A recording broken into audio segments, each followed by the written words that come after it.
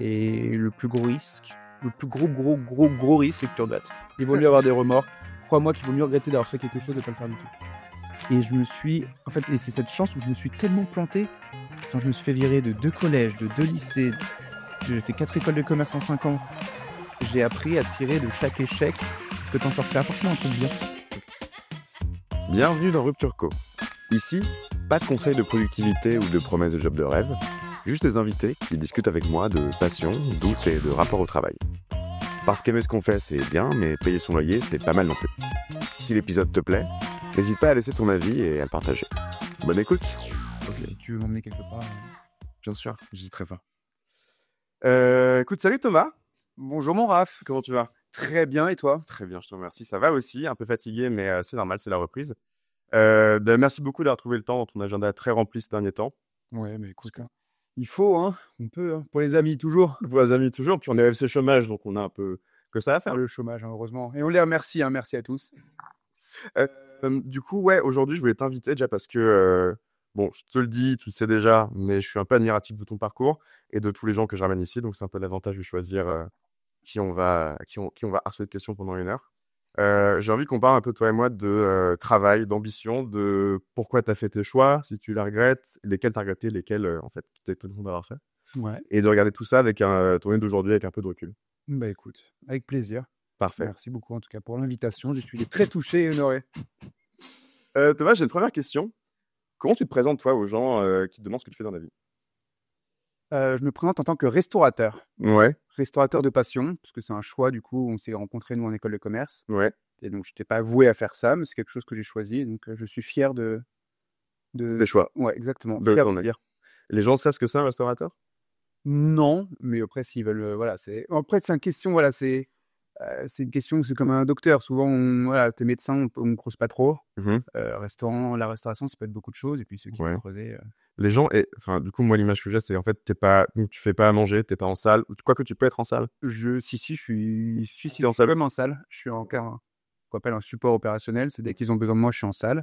Okay. Et puis, en fait, je suis là vraiment quand il y a du monde, quand il y a besoin. Et puis, quand il y a pas besoin, je fais plutôt l'administratif. Ok. Donc, en fait, t'es gérant / le mec qui peut faire un peu ce qu'il faut faire s'il y a besoin de Exactement. quelque part. / directeur, voilà, je fais plus du management qu'autre chose, normalement. Et puis après, comme dans tous les métiers, il y a des problèmes de staff. Et dans ces cas-là, on remplace et on bouche les trous. Ok. On cuisine comme en salle. Et du coup, tu l'as bien introduit. En fait, je voulais te demander pourquoi... Non, avant la restauration, pourquoi l'école de commerce ? Au début, je voulais être kiné, moi. Donc rien à voir. Okay. Je me suis fait tous les salons de kiné, d'école de commerce, enfin tous les salons un peu infernaux. Ouais. Et en fait, mes parents m'ont mis une petite un peu une petite pression. C'est eux qui m'ont un peu poussé vers l'école de commerce en me disant, écoute, j'avais déjà eu un parcours un peu chaotique, collège, lycée, c'était un peu catastrophique. T'as retapé ? J'ai retapé ma 4e, Ok. donc déscolarisé pour le lycée parce que j'étais dans un club donc privé, je me suis fait virer. Public, on était 45 quand j'étais au fond de la classe. J'étais très bien au fond de la classe, je faisais pas de bruit, mais je bossais pas vraiment. Ouais. Donc ils m'ont dit, écoutez, votre fils, il faut en faire quelque chose. Donc ils m'ont dit, on va te déscolariser. Ils m'ont mis dans ce qu'on appelle un lycée hors contrat. Donc je connais pas. Donc par exemple, un lycée privé, c'est sous contrat. C'est privé, lycée sous contrat. Et sinon, tu as privé hors contrat. Et dans ces cas-là, c'est toi qui payes les profs. Donc il n'y a pas de règles. C'est pas dirigé par le gouvernement, par l'administration. Ouais. Du coup, tu as les mêmes examens et tout ou... J'ai les mêmes examens, mais je les passe en candidat libre. Donc, l'école nous font passer les examens en candidat libre. Ouais. Et en fait, c'était un truc... on se faisait insulter. On avait cours de 9h à 18h tous les jours quand mes potes n'avaient pas cours le mercredi après-midi. J'avais, quand je finissais à 16h, je devais rester jusqu'à 18h, je faisais mes devoirs avec eux. Ok, ça avait l'air plus cool, mais en fait... Ça avait l'air plus cool. Après, j'étais avec des mentaux. Enfin, j'étais qu'avec des fils de ministres ou des fils de... c'est-à-dire autre chose. Ouais, mais non. Il y avait de tout, hein. Il y avait des fils de tout, mais le fils, c'était que le fond du panier qui n'en branlait pas une, quoi. Donc, tu as fait ça, puis après, école de commerce. Et donc, j'ai fait ça. Je m'en suis plutôt... par exemple, on était 16 dans la classe, on est 4 à avoir eu le bac. Donc, on avait beau être bien suivis, on était quand même des cas... fond du panier. Fond du panier. Ouais. Et après, donc, j'ai réussi à m'en sortir. Et mes parents m'ont dit, écoute, fais comme un truc assez large. Va pas tout de suite t'engager dans une voie et te coincer. Donc, je voulais être architecte. Ils m'ont dit, écoute, en plus, c'était un peu la crise. Ils m'ont dit, écoute, oublie ça. Kiné, ils m'ont dit, oublie ça. Et donc, l'école de commerce, c'était plus large. Ok. Parce que du coup, tes parents, ils font quoi, eux? Ma mère, elle bossait chez Thales, enfin cadre chez Thales, et mon père, il était entrepreneur, enfin il avait une concession automobile.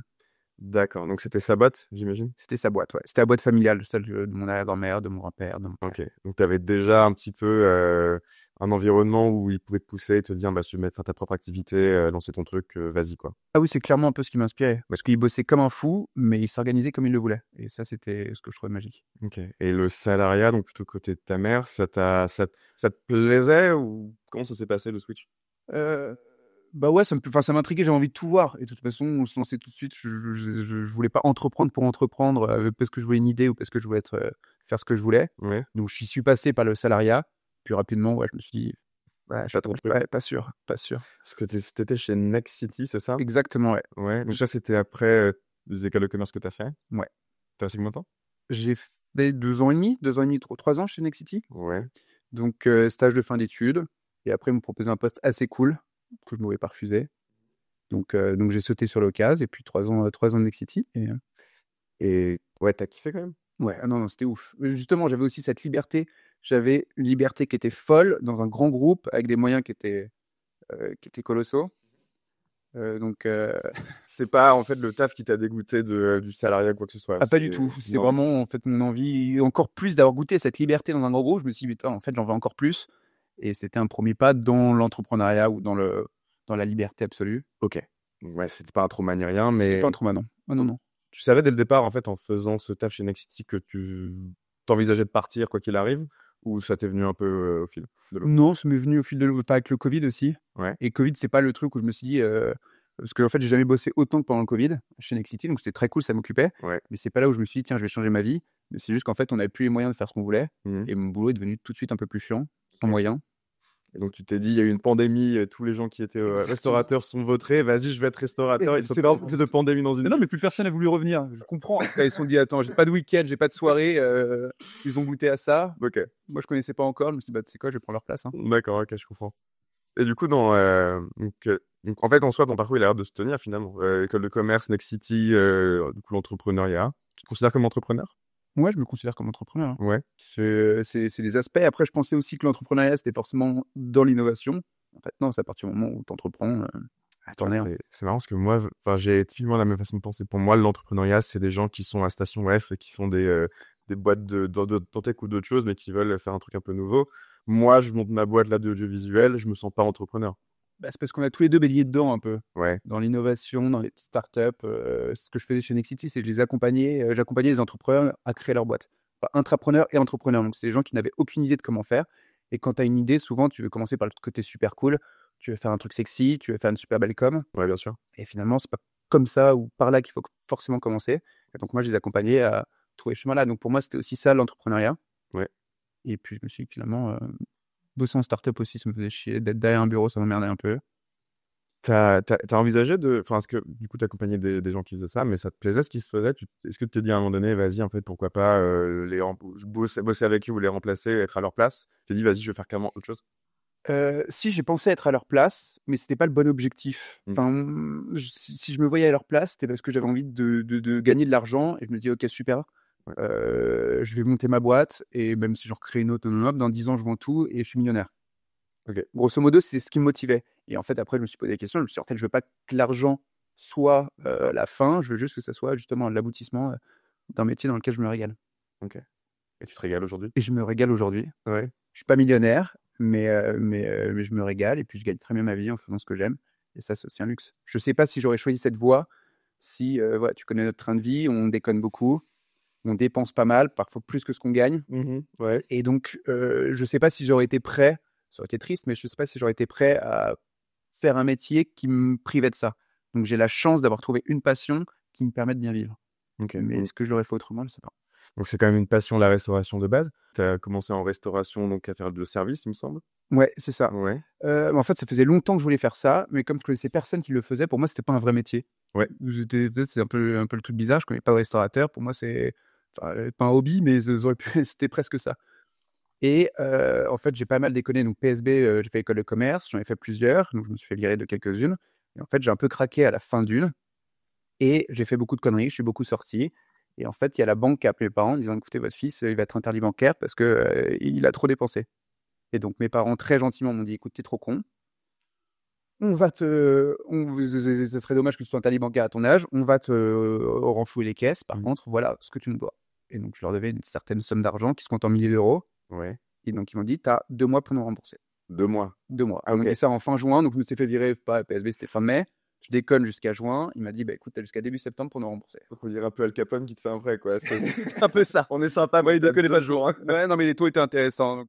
Et donc, je me suis lancé dans l'arrestation. Ouais. On remercie Maureen Crété d'ailleurs à ce moment-là, parce que sa meilleure pote, son père avait un resto. Elle me dit, bah attends, il recrute.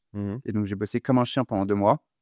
Et je leur ai donné la totalité de mes sous, ce qui a remboursé mes parents. Et en fait, j'ai trouvé un métier qui m'a vraiment plu. Okay. Donc, c'était du service pur. Je tenais une salle. Et puis, parfois, quand ils n'étaient pas là, j'étais responsable. Donc, ils m'ont vite fait confiance. Et puis, j'ai adoré. Je me suis dit, attends, c'est peut-être un vrai métier. Trop bien. Et après, j'ai bossé dans une startup qui s'appelle TikTok. Ouais, je connais bien. Que tu connais bien. Donc, j'ai aidé aussi des restaurateurs dans leur resto à ce moment-là pour préparer des plats à emporter. Et en fait, ça, j'ai toujours été un peu attiré là-dedans, mais j'en avais pas conscience à ce moment-là. Et puis, je me suis dit, allez, next step. Next step, next city, on se faisait chier. Next step. Et puis, j'ai interviewé les restaurateurs. Je me suis dit, c'est marrant. Et je me suis lancé. Okay. Juste, je vois que t'as ta main levée, c'est pour pas que ça te fatigue. En vrai, tu peux la poser. Poser comme ça suffira. Ou même si tu veux un truc plus long. Non, c'est bon. Non, c'est bon. Ok. C'est ce qu'il faut. Non, faut pas que ça te crispe. Ok, donc next step, donc t'as commencé effectivement en salle. Et c'était quoi la suite? Genre, t'as vu les gars, tu t'es dit, tu leur as pitché l'idée. Comment ça s'est passé? Ouais, tout fonctionne un peu par opportunité. Donc, il y avait un mec à qui je bossais chez Nexity, à qui je m'entendais très très bien, qui est parti 1 mois avant moi pour rejoindre ses potes et s'associer avec ses potes et monter un resto. Ça me revient. Et moi, à ce moment-là, je me suis dit, j'étais toujours dans ce mode startup. Qu'est-ce qu'on fait quand on veut une idée? On interviewe des gens. Et donc, j'ai trouvé, je sais pas, une quarantaine de chefs, dont lui, qui m'a dit, écoute, t'es mignon avec tes interviews, à de me casser les couilles avec tes questions, viens bosser avec moi. Je dis, ok, let's go. Donc, il venait de reprendre un nouveau resto. Donc, c'était Adrien, ce copain-là, qui a rejoint 2 de ses amis d'enfance. C'était la banquette. Exactement. Ils ont monté la banquette dans le Marais. Et ces 2 amis d'enfance, on avait monté un à Montmartre qui s'appelle le Progrès. Et donc, ils avaient besoin d'un 3e donc, pour ouvrir ce nouveau resto, la banquette. Et donc, ils l'ont ouvert. Ils m'ont dit, bah, écoute, rejoins-moi, on va se marrer. Donc là, je commence vraiment en tant que serveur. Ils m'ont tout appris. À tenir un plateau, à servir. Les bouteilles, je savais les ouvrir, mais voilà, peut-être pas les servir. Donc, ils m'ont appris tout ça. Et puis, 4 mois après, le responsable du resto se pète la main au ski. Donc, c'est ta chance. C'était ma chance. Ils m'ont dit, écoute, tu connais pas tout, t'es pas encore le meilleur, mais on a besoin de quelqu'un de confiance. Donc, on te propose d'être responsable de ce resto-là. Et donc, le responsable, à la base, c'était vraiment faire la caisse le soir. En fait, c'est juste quelqu'un de confiance pour compter les sous et gérer l'équipe. Trop bien. Et donc, attends, tu as commencé à t'occuper du restaurant et ça m'intéresse, tu parlais d'ouvrir les bouteilles. Ouais. Est-ce qu'il y avait des skills, des compétences que tu n'avais pas du tout et que tu as dû apprendre sur le tas? Je veux dire, un truc à la con qui m'est venu en pensant à cette question, c'est que je me dis, moi, le vin, j'adore ça. Le Saint-Amour-là, j'adore ça. Mais tu me demandes de le décrire. Je suis nul à chier. Si je demande toujours à ma copine ou à un pote de goûter au restaurant parce que j'ai peur de dire des conneries. Bah, c'est là où l'école de commerce sert beaucoup, c'est sur le bullshit. Hein. Parce que le vin, entre nous, évidemment qu'il y en a qui s'y connaissent, mais on va dire quoi, 95% de la clientèle n'en sait pas plus que toi. Donc à partir du moment où tu as l'impression d'être sûr de ce que tu dis, ça passe toujours. Et puis bien sûr, tu tombes 2 fois par an sur un mec qui s'y mieux que toi. Tu essaies d'en apprendre un max, en fait, tu fais pas le malin. Tu dis, ah oui, bah, tiens, vous avez raison. Tu essaies d'en apprendre un max, et puis au moins, tu te feras moins avoir la prochaine fois. Ok. Quand on goûte le vin au restaurant, donc c'est pour voir s'il est bouchonné, et ça t'arrive souvent que les gens le renvoient? Oui. Ah ouais? Mais les Français, ça arrive souvent que les Français renvoient. Ouais. Et souvent, on remet le bouchon par-dessus, on le renvoie à des Américains, et puis ça passe toujours. Non, je plaisante, mais après, c'est très simple. Quand une bouteille est bouchonnée, on la perd pas, tu la renvoies au producteur. On rappelle, aller aux tomates dans le. Le vin, on dirait bon, avec un petit vin de bouchon, mais ça fait toujours du. Ok, donc les gens se gênent pas, parce que moi, ça me viendrait jamais à l'esprit. À moins qu'ils soient vraiment dégueulasses et qu'ils leur disent, les gars, c'est du vinaigre. En général, je fais, oui, c'est super bon. Oui, ça arrive. Et puis, souvent, la plupart du temps, il n'est pas bouchonné. La plupart du temps. La plupart du temps, évidemment que ça arrive à avoir des bouteilles bouchonnées, et puis c'est pas de notre faute, mais ça arrive qu'en fait, ils confondent le boisé et bouchonné. Et donc, ce qui fait que, on leur dit oui, il est bouchonné, et puis on leur ouvre la même, et puis bien sûr, la même, elle passe très bien. Donc, bon. Ok. Donc ça, c'est des skills que tu apprends un peu sur le tas. Est-ce qu'il y a des trucs où vraiment tu as dû bûcher et te faire de violence pour maîtriser? Non, franchement, après la restauration, c'est pas un truc c'est pas très compliqué en soi à faire. C'est des skills, c'est un peu d'équilibre avec un plateau, c'est quand même le plus chiant. Ouais. Tu pètes quelques verres, tu fais chier quelques clients, tu fais quelques tâches. Ouais, mais tu vois, ça peut être gérer des gens, gérer Ah oui, ça m'a pu. Management, c'est plus galère. C'est le truc. Ouais. D'ailleurs, moi, je ne sais pas faire et je ne veux pas faire d'ailleurs. D'accord. J'adore manager les gens qui ont le même état d'esprit que moi, mais j'aurais du mal à faire quand ils n'ont pas le même. Mhm. Et donc, c'est pour ça que je vais m'associer avec des gens qui le font très bien. D'accord. Et donc, c'est une tâche que je leur laisserai avec grand plaisir. Donc, si tu gères pas la partie ressources humaines, en gros, tu vas gérer quoi? L'approvisionnement, la carte Si je vais gérer la partie ressources humaines, mais pas forcément management. Ouais. Le recrutement, faire tous les contrats, En fait, je serai beaucoup plus sur l'admin. Donc, tout ce qui est contrat de travail, paye, la gestion des stocks, Tout ce qui met un écran entre toi et la personne. Exactement. Tout ce qui n'a un écran, que j'ai pas besoin de parler, ou s'il y a des fournisseurs, c'est bon, quoi. La dépression à les fournisseurs, je sais faire, mais le taf, voilà. Ok. Du coup, ça, c'était... quand tu as commencé ça, c'était combien de temps? J'ai commencé Covid, c'était quoi, début 2021? Ouais. 2021, octobre 2021. Donc, ça fait 3 ans. 3 ans. Quelques. Ouais. Donc, tu étais à la banquette. Exactement, banquette. Ouais. Et puis après, ils ont racheté. Donc, c'est un groupe qui essaye l'ambition d'ouvrir un resto par an. C'est quoi le nom du groupe, s'ils ont un nom? C'est pas un nom commercial. La Tico, c'est le nom de l'âne d'un des associés. Ok, donc on voit l'ambiance. Ouais, on voit l'ambiance et ces Aveyronais comme on les aime. On les embrasse, hein. Mais non, il n'y a pas de nom commercial. C'est vraiment à chaque fois, ils achètent un resto dont ils pensent le meilleur quartier. Et souvent, ils ont raison. Ouais. Et puis, ils en font un concept ou un resto, ce qui fonctionne dans le coin.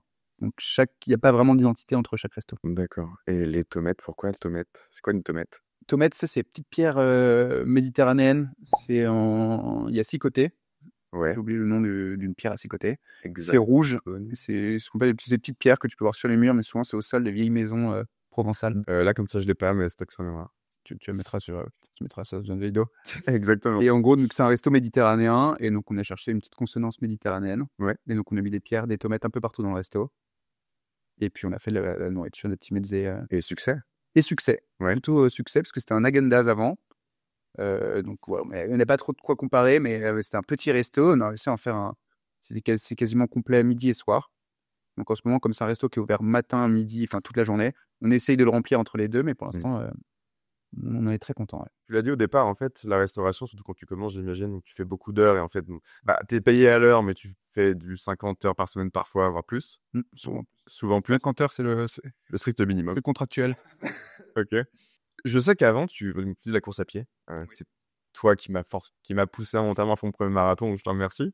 Et je me demandais, du coup, est-ce que tu as encore des hobbies aujourd'hui qui prennent de la place ou alors le taf prend l'essentiel de ta vie? Le taf aujourd'hui prend l'essentiel de ma vie, mais je me force pour mon équilibre professionnel et personnel à avoir des hobbies. Ok. Donc je cours toujours. Tu cours toujours? Plus autant que ce que je veux parce que en fait c'est un métier qui est suffisamment physique. En fait j'ai essayé de courir 3 fois par semaine, plus mais 60-70 heures par semaine. Ouais. Et en fait là, tu bosses, t'as mal aux jambes, c'est pas agréable. T'es cramé quoi. T'es cramé, t'es vraiment cramé. Et ton métier, voilà, c'est plus le même. Et donc ce que je me faisais, c'était je cours maintenant 1 fois par semaine minimum. Donc je me le force. C'est très bien. Et après, j'aime pas trop mes salles de sport parce que c'est ce qui permet de souffler un peu. Et en fait, c'est le seul sport qui te fatigue pas tellement physiquement, où tu choisis les zones plutôt. Mhm. Et donc, ça te permet et en fait, de mieux bosser après. Parce qu'en fait, c'est très dur physiquement. Et quand tu te muscles un peu, je me suis rendu compte que ça avait rien à voir. Les problèmes de dos et tout. C'est vraiment juste ça, avait un problème de dos, tenir un plateau toute la journée. Et tu rentrais, je me pliais en 4 dans mon lit. Vraiment des douleurs. Et puis, je me suis mis un peu à ça pour ça. Et après, tout est parti. C'était magique. Parce que j'imagine que course à pied, tu te fais une tendinite ou tu te pètes le genou, faire le service après, c'est compliqué pas. C'est vrai, mais j'ai arrêté de courir comme un ça aussi. Ça me manque un peu parce qu'avant, je courais comme un malade mental. Ouais. Et puis j'étais lessivé quand j'entrais. C'était ça aussi le bonheur de la course. Là maintenant, je fais un peu plus. Même quand je suis au ski, maintenant tu vois les bosses que je pouvais prendre comme un débile. Maintenant, je passe à côté. Ça c'est l'âge aussi. C'est l'âge aussi, ouais. Mais il faut croire, c'est l'âge et responsabilité, mais c'est un peu chiant. C'est ce que tu fais en termes de hobby, donc le sport, là, c'est pour complémenter le travail, finalement? Ouais, un peu. Voilà, on va dire la course à pied, c'est pour moi. Mmh. La salle de sport aussi, parce que ça vide la tête, mais c'est en complément. Ouais. Ok. Tu disais au début que c'était l'argent. Alors, au départ, quand tu sors d'école de commerce, je pense, moi aussi, j'avais la dalle et j'étais en mode, je veux de l'argent, même si je fais un travail de merde et je suis consultant à la défense et que je fais 80 heures d'Excel, je veux de l'argent. Bon, la vérité, c'est que la vie, c'est un peu plus que ça, sinon on s'emmerde. Et c'est d'écoles qui sont dans les grands groupes de conseil. Tu veux dire ceux qui sont au Luxembourg et qui travaillent chez PwC? Exactement. Voilà, c'est pas. Voilà, écoute, on les voit faire et puis on est très content que ce soit eux. Ouais, c'est un peu la mentalité, je fais ça 5 ans et après, du coup, je suis sur des rails et je me pose. Donc, tu dis que tu gagnes bien ta vie, donc tant mieux, mais l'argent, c'est plus le fin mot de l'histoire. En fait, c'est quoi ton objectif maintenant? Mon objectif, c'est à 45 ans, par exemple. Déjà, c'est de bosser avec mes potes et de me marier tous les jours. Ça, c'est Ok. l'objectif très très court terme. Et c'est pour ça que je vais m'associer avec 2 personnes que j'ai rencontrées du boulot, mais avec qui je suis parti 2 mois en Asie, là, avec qui on s'est trop marré. Et voilà, je pense que l'objectif, c'est vraiment d'aller au boulot tous les matins avec le sourire et le garder tout le temps. Alors, c'est cool. Et l'ambition après, plus long terme, c'est j'aimerais bien à 45 ans, ouais, 45 ans, de faire, en fait, de pouvoir bosser quand j'en ai envie. J'arrêterai pas de bosser parce que j'espère être assez passionné Mhm. pour le faire jusqu'au bout. Ouais. Mais à 45 ans, de me dire, OK, si j'ai envie de partir de moi, si j'ai envie de bosser tous les jours, si j'ai envie de m'occuper de mes enfants à ce moment-là, le fait de faire ce que j'ai envie sans contrainte. Ok. En fait, c'est d'avoir cultivé un peu pendant ouais, 15-20 ans là, Exactement. de quoi être évidemment devenir rentier, donc toujours en restauration, j'imagine. Oui, oui, oui, oui. Donc, le rêve, c'est d'avoir quelques restos qui te tournent plus ou moins seuls. Et si t'as envie de développer le truc, tu... L'ambition, c'est 5 restos à 10 ans Ok. et un hôtel Et un hôtel. Ok. pour clôturer le tout. Trop bien. Donc, imaginons que t'es blindé de thunes, t'as plus de problème d'argent jusqu'à la fin de tes jours parce que, voilà, peu importe la raison, tu devrais quand même faire de la restauration? Ah oui. Ouais. Ouais, ouais. Ok. Peut-être pas autant que ce que je vais en faire là, Ouais. mais ouais, c'est ce que j'ai envie de faire et puis je verrai encore plus gros enfin encore plus fou et plus gros avec les moyens. Et tu parles d'hôtel. Il y a une next step après l'hôtel potentiellement? Peut-être tout recommencer. Ouais. Tu sais, c'est un truc où tu arrives, tu te marres avec tes potes et enfin, si 2 associés pour qu'on soit ensemble encore pendant 20 ans avec la même vision, c'est beau. Et peut-être qu'à un moment donné, on va se dire, écoutez, écoute, on va, hop, on Moi, je veux revend tout. glacier, toi, tu veux. Exactement, je veux faire autre chose. On fait, bah, ok, très bien, on revend tout. Et puis on remonte. Ouais. Et du coup, tu revends tout, donc t'as le luxe de pouvoir faire ce que tu veux. C'est J'ai un le peu luxe comme de tu pouvoir voulais, faire ce ouais. que je veux, te mets un peu de côté pour vivre parce que bah, tu prends pas les mêmes risques à ce moment-là et puis tu mets ce qu'il faut en sécurité. Puis après, Ouais. tu recrées tout quoi, une cinquantaine d'années, c'est peut-être marrant. Ok. Ouais, je suis assez d'accord. J'avoue que moi, j'ai pas trop cette mentalité de dire on s'investit 15 ans, on devient rentier, mais en fait, ça pourrait me plaire hein, d'être rentier au final. Pourquoi pas? Mais en fait, ouais, et c'est une rente assez intéressante Mhm. parce qu'aujourd'hui, tu n'as aucun des restaurateurs qui a son appart. Et tu te dis, mais pourquoi? Parce que le premier truc que va te dire tes parents, c'est à 30 ans, c'est mec, tu penses à acheter. Tu dis, bah écoute, en fait, dans la restauration, tu achètes un resto, souvent, tu empruntes pour grosso modo 66, enfin pour les 2 tiers de la valeur. D'accord. Et c'est le resto qui va rembourser ton emprunt. Donc, grosso modo, je sais pas, on va faire calcul simple, tu mets 100 000 euros. Si le resto perd pas de valeur, il n'y a aucune raison qu'il en perde. Bah, au bout de 7 ans, parce que c'est un emprunt sur 7 ans, ça sera 300 000 euros. Et en fait, tu n'as aucun appart qui va te permettre de faire 3 fois C'est ton clair. bien en 7 ans. C'est clair. Et en plus, tu contrôles un peu ça. Tu dis, bah écoute, si ton resto, tu le gères super bien, bah, il va gagner en valeur. Et donc, du coup, ce sera plus 300 000 euros, mais ça sera 400, 500 et tout qui va. Et du coup, j'ai la question basique, mais tu vois, le Covid a foutu plein de gens dans la merde dans la restauration. Est-ce que c'est un truc que tu as en tête ou tu sais pas y penser, tu verras si ça arrive et basta? Une deuxième pandémie mondiale. Si, bah évidemment, aujourd'hui, ça fait un peu, enfin, ça fait peur, oui et non. C'est qu'on s'y prépare dans tous les cas et peut-être qu'on dépense moins. On a toujours une petite enveloppe de côté en disant, ah, si ça arrive. Mais ça fait pas, enfin, ça fait plus tellement peur aujourd'hui. Ok. Parce que ça a été plutôt bien géré. Franchement, le gouvernement, parce que du coup, on l'a un peu vécu. Franchement, ça a été bien géré pour les restaurateurs. Merci Macron. Merci Macron. Et il a fait du bien. Hein. Non, non, pour le coup, ça a été très bien géré. Et puis, oui, on a évidemment un peu souffert, mais franchement, voilà, les dégâts étaient quand même bien limités. Ouais, puis maintenant que ça a été fait une fois, si ça arrive à nouveau, on se dit que ce sera moins. Exactement. Après, ça pourra toujours être Tu autre chose. feras du Uber Eats et voilà quoi. Et puis voilà, on s'adapte. Mais non, non, j'ai pas peur. Et au contraire, c'est un challenge en plus. Ouais. Et puis c'est ce qui fait marrer. Si tous les jours se ressemblaient, Ce serait dommage. ça serait dommage, ce serait pas le métier que j'aime. Ok, non, c'est cool. Et tu parlais tout à l'heure de gérer un restaurant. Pour moi, c'est un peu abstrait, gérer un restaurant. Tu vois, il y a le côté gérer les équipes, forcément, mettre les personnes au bon endroit, gérer les agendas, etc. T'as appris sur le tas ou alors ils t'ont fait confiance et tu t'es jeté et t'as... Comment c'est venu? Bah, il y a un peu tout comme les bases management. Bon, on les a pris Ouais, ensemble. Il y en a quelques-unes qui servent. ouais. Mon expérience chez Nexity, ils m'ont appris. En fait, enfin, c'était un peu un mix de tout. En fait, c'est surtout enfin, c'est con, mais c'est un état d'esprit. En fait, t'es touche à tout et il faut pas avoir trop peur. Et puis, il faut y aller. Tu sais pas faire, t'apprends. Enfin, les premières fois, tu sais pas. Et en fait, t'as beaucoup. Vraiment, c'est le management RH. Et en fait, par exemple, c'est les gens en cuisine. Bon, la plupart, ils parlent pas forcément français. Donc, il y a un moment où bah, tu dois aussi gérer leurs papiers. C'est pas forcément ton boulot. En fait, tu les aimes bien, ils bossent bien, et bah, tu leur rends un peu la monnaie de leur pièce. Et puis enfin, c'est con, mais tu fidélises un peu. Ouais, ok. Et aujourd'hui, le turnover dans un restaurant, c'est quand même galère. Donc, si tu peux fidéliser un peu en passant une demi-journée, c'est une demi-journée par semaine, je pense, à gérer leur paperasse. C'est assez raisonnable. C'est raisonnable, mais bon, si tu rajoutes ça à chaque resto, si j'en ai 5, ça fait la moitié de ma semaine, ça commence à être un peu galère. Ça commence à être galère. Mais tu vois, en tant que client, qu'est-ce qui, selon toi, en fait, fait qu'un resto va marcher? Est-ce que c'est la carte? Est-ce que c'est le type de restaurant? Est-ce que c'est juste comment c'est marketé, si c'est joli? Parce que j'ai l'impression que les 2 tiers se cassent la gueule et il y en a un tiers qu'on voit partout qui ont 5 étoiles et c'est l'Eldorado. Bah, en ce moment, enfin, c'est une stat, c'est ce qu'on m'a dit, donc je demande à vérifier, mais en gros, on parle de 20 restos qui ferment pour un qui ouvre à Paris. Ok. Donc, enfin voilà, donc c'est le concept. Déjà, je pense que les géos ont fait très très mal. Ouais. Donc, je pense que c'est pour ça que cette stat, je crois qu'en temps normal, c'est 3 restos qui ferment pour un qui ouvre. La stat classique. Mais les JO, ça a fait beaucoup de mal, je pense. Donc tu veux dire que sur 3 restos qui ferment, il y en a un qui redevient un resto et 2 qui deviennent autre chose. Un resto, par exemple, un resto, c'est 3 ans, grosso modo, pour qu'ils soient en vitesse de croisière. Ok. Au bout de 3 ans, sur 4 restos, t'en as 3 qui ont fermé. Ah oui, d'accord, dans ce sens-là. Ouais. Vache. Donc, c'est. Et Et donc, ouais, donc pour répondre à ta question, pour un resto qui marche, je pense qu'il y en a deux. Tu as deux mentalités un peu. Tu as un peu celle old school, et malheureusement, c'est à celle-ci, enfin, malheureusement, heureusement, c'est à celle-ci que j'ai été formé. Mhm. C'est tu as juste la localisation qui compte. C'est-à-dire que tu achètes un resto, peu importe ce qui va se passer, peu importe ce que tu sers, peu importe si tu sers bien, tu ouvres la porte, il y aura toujours des gens de passage, et donc du coup, peu importe, il y aura forcément des gens qui vont rentrer. Ok. Ça, c'est la localisation. C'est ce que. C'est quand même grâce à ça que la majorité des restos fonctionnent.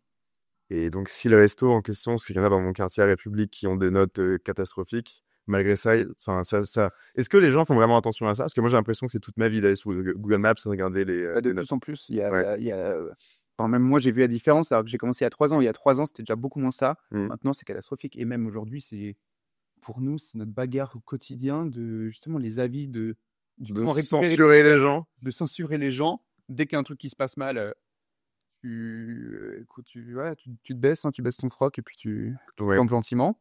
Et puis, dès que tu peux avoir des 5 étoiles, enfin, tu offres des shots. Et en fait, c'est horrible parce que quelqu'un qui ça se passe bien, bah, il ne mettra pas d'avis. Par contre, dès que ça se passe mal. Ouais, c'est souvent le cas. Hein. Et aujourd'hui, c'est 25 avis 5 étoiles pour attraper une étoile. Et c'est un peu chiant. Mais du coup, t'es un peu récompensé si t'as une moyenne de 4 et plus. Enfin, ouais. Même aujourd'hui, 4 et plus, même toi, genre, est-ce que tu vas dans un. En dessous de 4,3, j'avoue que je le considère à peine. C'est ça. Donc aujourd'hui, nous, nos restos, on essaye de pas viser en dessous de 4-5. Ouais, mais bien sûr. Et c'en est où? C'est pas mal. C'est 4-8. 4-8. Donc, il y a eu après les tomates, il y en a un autre qui s'appelle le Primrose. Les deux sont 4-8. Il y en a peut-être un qui est à 4-4, 4-5. Mais ouais, mais c'est compliqué. Mais aujourd'hui, il y a de plus en plus. Mais d'un côté, même si c'est du passage, au moment, t'as la dalle. Un Tu t'en 3,5 fous. pour un croque-monsieur. Ça va. Exactement. Donc en fait, même là, ça fonctionne pas forcément. Par contre, tu vois dans Paris, tu te fais les petites ruelles. Enfin, t'as une ruelle, tu l'aurais jamais prise. Donc tu te dis, tiens, pourquoi pas, j'ai le temps. Là, je sais pas, t'as 50 restos. Ceux-là, il faut les connaître. Donc c'est le marketing. Soit le concept, soit la note. Enfin, tu vois, et eux, par contre, ils ont pas le choix. Ils peuvent pas se foirer sur la note parce que sinon, ils sont morts. Et s'ils se foirent sur le concept, je sais pas, sur un truc. En fait, c'est ces restos-là plutôt qui ferment. Mais du coup, j'imagine, ouais, enfin, logiquement, hein, là, tu vois, il y a l'avenue du Temple à côté. J'ai oublié le nom exact, mais en fait, ça coûte ta main un bras parce que la rue, elle piétonne. Et donc, j'imagine que si tu veux investir là, il faut des millions d'euros. Mais derrière, tu es sûr que ça marchera au moins un minimum. C'est ça. Mais aujourd'hui, même la valeur des restos dans Paris, c'est devenu. Ah ouais? En 3 ans, c'est un truc de fou. Je pense que ça a été quasiment multiplié par 2. Ah ouais? C'est dû à quoi ça, tu penses? Plein de gens comme toi qui se sont dit, je veux ouvrir un restaurant. Et du coup, c'est exactement ça. d'accord. Le nombre de personnes qui veulent se lancer dans la restauration. Après, c'est beau, hein, c'est que dès qu'ils ont fait 2 mois, ils se disent, ok, finalement, la plupart, c'est quand même. Finalement, t'as pas tes week-ends, t'as pas tes soirées, c'est pas ce que je pensais. Mais t'en as pas mal qui persistent par passion, et puis. Ça fonctionne. Il y en a un paquet. T'as connu des gens, toi, qui sont lancés et qui n'ont pas fonctionné en restauration? Oui, enfin après tu retournes toujours un peu. Enfin, en fait, t'as pas grand chose à perdre parce qu'un resto, ça reste de l'immobilier, donc c'est que du temps que tu perds. C'est Ah ouais, parce que tu vois, moi, quand je pense à ça, j'ai directement des émissions du genre Cauchemar en cuisine où les mecs te racontent, ah, mais on a acheté ça à 200 000 euros il y a 6 ans et là, on a moins 800 000. ouais, celle-là, ouais, c'était une très très mauvaise gestion et ça malheureusement, je crois que tu vois qu'elle a, ouais, tu vraiment, je pense qu'il galère à les trouver ceux-là, parce que c'est vraiment une gestion. Ouais. Ah, quel enfer. Mais non, à Paris, c'est quasiment impossible. À Paris, tout ce que tu vois, c'est une année où tu t'es payé au SMIC et puis tu as bossé 90 heures par semaine. Mais voilà, écoute, tu revends ton resto Ouais, au pire, ça repart. et puis ça repart. Tu t'es jamais posé la question d'arrêter, toi? Non. Non. Genre, sérieusement, non. Évidemment qu'il y a des jours où, putain, tu t'es fait la grosse saison pendant 2 mois, t'as pas de vacances, t'as pas eu de week-end depuis 1 mois. Tu te dis, mais dans quoi je me suis lancé? Mais le lendemain, tu te lèves, t'as le sourire, et puis t'es reparti. Ok. Vraiment jamais. Genre, tu t'es jamais dit le confort d'un CDI chez Next City, potentiellement, j'ai des week-ends de 2 jours consécutifs. Waouh, le délire. Ah non, bah, évidemment que ça donne envie. Enfin, quand tu vois tous tes potes partir en week-end et puis toi, tu vas bosser. Mm. Mais après, d'un côté, moi, quand je bosse, bah, mes potes, ils viennent me voir. Et donc, le reste du temps, ça reste un plaisir. Donc, à dire quoi, un week-end par mois où je serre les fesses et le reste du temps, tous les jours, je me marre. Bon, C'est vrai qu'il y a pas mal de soirées où tu t'es invité, mes potes me font, bah non, il est service ce soir ou je sais pas quoi. C'est vrai que maintenant que t'en parles, c'est assez commun, ouais. ben, c'était le cas. C'était vraiment le cas pendant ces 3 dernières années où, même si j'avais des postes très agréables et assez libres, il fallait que j'y sois. Donc, du coup, même si enfin, je devais rendre des comptes. Ou bien sûr, oui. Là, ma prochaine aventure, j'aurai moins de comptes à rendre, même s'il faudra que j'y sois très souvent. On va dire que voilà, si j'ai un week-end par mois où je dois demander à mes associés de me remplacer alors qu'on est potes en plus, je pense que ce sera beaucoup plus cool. Ouais. Je bosserai beaucoup plus, mais les temps où j'en aurai besoin d'avoir des moments off, ce sera beaucoup plus simple à avoir. Ok. J'ai un peu l'impression que du coup, tu décroches jamais du travail parce que les week-ends sont un peu brouillés avec la semaine. Hormis quand tu pars, du coup, Indonésie à l'autre bout du monde pendant X semaines. Mais en fait, t'as jamais vraiment de moment off. Tu décroches pas le week-end. Non, mais j'ai pas envie. Enfin, c'est aussi, enfin, évidemment que là, au bout de 3 ans, j'étais très content de déconnecter. Ouais. Mais c'est pas quelque chose que j'ai envie au quotidien. J'ai pas envie de me dire, OK, à 18h, ça s'arrête. OK, le vendredi soir, à 18h, je ne pense plus à rien. J'ai envie de faire quelque chose qui tourne sans moi et auquel je suis toujours un peu impliqué. Ouais, ok. Donc en fait, c'est vraiment ton truc à toi. Il fait partie de toi. C'est une partie intégrante. C'est pas juste ton travail. C'est un tout. Ah ouais, c'est vraiment un tout, une passion. Et puis, c'est un lieu de vie et un lieu de vie que j'ai envie de faire vivre et dans lequel j'ai envie de mettre un peu de moi. C'est vrai que c'est agréable. Je suis Ouais. très d'accord. Ok. Parce que tu vois, typiquement, là, en ce qui me concerne, donc ça fait 1 mois et demi que je me suis lancé là-dedans, donc j'ai pas d'horaire vraiment, c'est moi qui fais mes horaires, à part sur mon émission de freelance où bah, il travaille la semaine, donc je travaille la semaine. Mais c'est vrai qu'il m'arrive le week-end de me dire ah, tu vas à la console, c'est bien, hein. Branleur. Non, mais oui, mais il faut. Après, en fait, c'est ça qui est compliqué. C'est qu'après, quand tu es très libre, bah, tu culpabilises quand tu. Ouais, faire la part des choses. Bah, c'est ça, ouais. Mais t'as un côté où tu te dis, bah en fait, je pourrais bosser le week-end et ça pourrait aller beaucoup plus vite et en fait, je pourrais faire le travail de 6 semaines en 4, tu vois. Et après, le problème, c'est que t'as aussi toi et j'ai aussi beaucoup d'amis qui, eux, font pas de l'entrepreneuriat. Enfin, ils sont en CDI, il y a rien de mal avec ça, il y a pas de souci. Mais du coup, ils ont un rythme de vie où effectivement, après 18, 19, 20 heures, ils vont en soirée. Le week-end, bon, bah, ils vont en soirée et ils pensent à autre chose. Toi, t'as parlé du fait que tu le voyais, donc des soirées où t'allais pas, des week-ends où tu pourrais pas partir. Ça t'embête pas vraiment, j'ai l'impression. Tes potes te le font remarquer, comment ils l'ont accepté ça? Euh, Mes potes, non, ils l'ont très bien accepté, enfin, et je leur dois beaucoup parce qu'on m'a toujours beaucoup soutenu. Et je pense que c'est aussi la clé de ça. C'est évidemment que si mes week-ends, mes potes me disaient, mec, tu casses les couilles, on va arrêter de t'inviter parce que tu viens jamais et ta meuf te fait la gueule, t'es là en train de dire, bon, ouais, effectivement, je pense que tu ferais bien moins bien ton boulot. Mais personne ne m'a fait sentir, ils viennent tout le temps. Enfin, il y a des jours, enfin, la plupart du temps, je vois un pote par jour. Et j'avais moins de vie sociale, enfin, finalement, j'avais moins de vie sociale quand je bossais dans une entreprise. Ok. Parce qu'ils passent au resto, je me prends un verre avec eux, je me pose un peu, enfin. Au frais de la princesse? Voilà, offrir la princesse, hein, je comprends pourquoi ils viennent, alors pas j'aurais fait pareil, mais, euh, mais non, donc c'est quand même très très cool ça. Comment se faire des potes facilement grâce au travail? Ouais, on les gars, les potes, hein, grâce à ça. Et dans ton environnement, est-ce qu'il y en a qui ont fait un peu comme toi, qui sont aussi dans d'autres choses, pas forcément la restauration? Bah, il y a toi, bientôt. Il y a moi, bientôt, oui. Exactement. Oh, à vrai dire, même déjà depuis 2 mois, ouais, devrait Bah, pas écoute, dire non, ça. il faut prendre du temps pour nous, Ok. c'est important. C'est important d'y aller mollo et de pas se mettre de pression. Ouais. Bah ouais, il y en a quelques-uns. Bah, et après, il y a Ludo aussi. Enfin, en fait, on s'est tous retrouvés un peu à un moment où ça fait déjà un petit moment qu'on bosse. Mhm. On arrive un peu à un point où on fait un peu le bilan des choses. Ouais. Donc ça arrive. Mais il y a Ludo qui. La crise de la trentaine. Exactement, la petite crise de trentaine. Moi, je l'ai faite à 28. J'ai tout bazardé, copine, boulot et tout. Attends, mais t'as quel âge? Et j'ai 30, enfin, je vais avoir 30 ans. Ah oui, ok. Donc non, je pensais que tu disais 28, c'est l'âge où je me suis lancé dans la restauration. C'était 27. Ouais, c'était 27. Je vais essayer il y a bien plus longtemps. Non, donc j'ai tout bazardé. Ok. Mieux vaut tôt que enfin tard que trop C'est tôt. ça. Non, mieux vaut tôt que tard. Ouais, mais il vaut mieux le faire, quoi. Oui, c'est ça, ouais. Tous les cas, il est jamais trop tard, mais il faut toujours le faire. Tu parles de Ludo, donc lui, ce serait plus toujours dans cette branche un peu immobilier, lieu de vie. Ouais, c'est ça. Bah, lui, il veut monter, enfin, il a des projets de boîte. Après, Ouais. qu'on concrétise ou pas, il y pense. Après, c'est déjà ça. C'est Première étape. première étape. Mmh. C'est d'y penser, prendre le temps, et après de le faire ou pas, c'est autre chose, c'est à nous de le voir. Ouais. Ça correspond pas à tout le monde, parce que c'est un mode de vie, et après, c'est des qualités humaines qu'il faut pour le faire, mais d'y penser, c'est déjà la première étape, et il y en a pas mal qui y pensent. T'es proche de ton père? Oui, Oui. un peu compliqué, période école et tout, c'était un enfer, mais maintenant, ouais. Ouais. Il a vu que t'arrivais à bosser, faire ton propre truc et que t'étais pas au crochet. Exactement, c'est ça, parce que j'avais quand même une image de gros branleur Mmh. en commerce et tout. Et puis quand il a vu que je bossais comme un fou et que j'étais finalement bon dans ce que je faisais parce que j'étais passionné, il y a une estime forcément qui est venue, et puis une amitié qui s'installe entre nous. En fait, au bout d'un moment, Ok. tu deviens plus pote avec ton père parce que il y a plus cette rivalité ou ce. Ouais, t'es entre adultes, quoi. Exactement. T'es entre couillasses. Et du coup, il peut t'aider un petit peu aussi, parce que bon, c'est pas le même métier du tout, rien à voir, mais il a vécu un petit peu ça, j'imagine. Ouais, mais c'était quand même celui à qui j'angoissais le plus de dire. Parce qu'en fait, Ah j'ai ouais? tellement galéré pendant mes études, et ils étaient quand même tellement fiers de me voir dans un grand groupe, de dire putain, ça y est, le petit, on s'en est Il est lancé. débarrassé, il est lancé là. Ouais. Et puis c'était assez prometteur, c'était une innovation dans l'immobilier. Bon, en ce moment, bon, heureusement que j'ai pas persisté dans cette voie, mais à ce moment-là, c'était en pleine explosion. Et donc, quand je lui dis, écoute, finalement, je vais te servir dans un resto, franchement, Ouais, ouais. Jamais à l'aise, quoi. ouais. Il s'est dit, il sort son immobilier alors que son enfant s'est cassé la gueule, il veut créer un resto alors qu'il y a le Covid. Voilà, il a le nez creux, mon fils. Ouais, comme. C'est dit, putain, celui-là, de qui il tient? Il me dit, c'est de sa mère, s'il tient de sa mère, celui-là. Et puis non, il était génial. Il m'a dit dès le début, écoute, vas-y, fonce, tu sens que c'est ça. De toute façon, tu peux pas te planter. Si tu te plantes Ouais. dans un an, tu auras toujours de quoi faire. Maintenant, t'as tes bagages, et puis.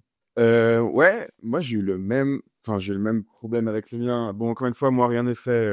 On est vraiment à l'ébauche là, mais le mien, pareil. Lui, c'est un peu plus comme ta mère. Lui, il est salarié dans sa boîte depuis 30 ans maintenant. Il n'y a pas une infime bride d'entrepreneuriat dans ma famille, de n'importe quel côté. Si mon grand-père était menuisier, tu vois, à la gare, je pourrais te dire Ça ça. va quand même. Ah, mais comme quoi, t'es jeune. Ouais, finalement.